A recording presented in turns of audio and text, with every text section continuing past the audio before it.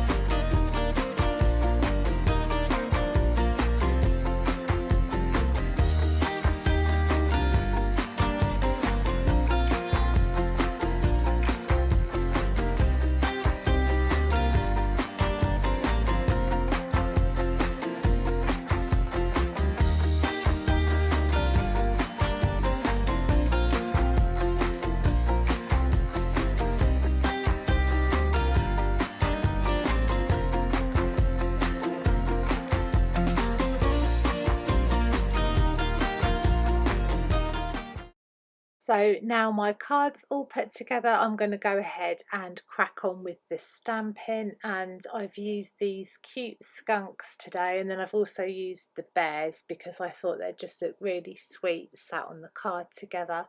So I'm using my Memento Tuxedo Black ink. I have Copic friendly cardstock, and then I'm just going to show you the colours I used to colour the skunk in. But also I will have all the colours I used for everything listed down below in the description box, and also on the blog if you're interested in using the same colours. I just wanted to show you the skunk because last time I used these stamps I got quite a few questions on what colours I used to colour the skunk, so I thought it'd be quite helpful for anyone that might be struggling with colours for skunks. So I'm going to go ahead and finish up my colouring, and then once all that is complete I have the coordinating dies, so I'm going to be using them to die cut the images. And then I always use a piece of washi tape when I'm securing these down so they don't slip in the machine. Once they're die cut, I'm going to go ahead and add my highlights. So I'm adding highlights to his cheeks and to his tail. And then I'm going to add these onto my card. So generally I use foam pads or foam tape to add my stamped images to my card, but because this is a box card I've just used some PVA glue just to make it a bit more easier for the images to stick down.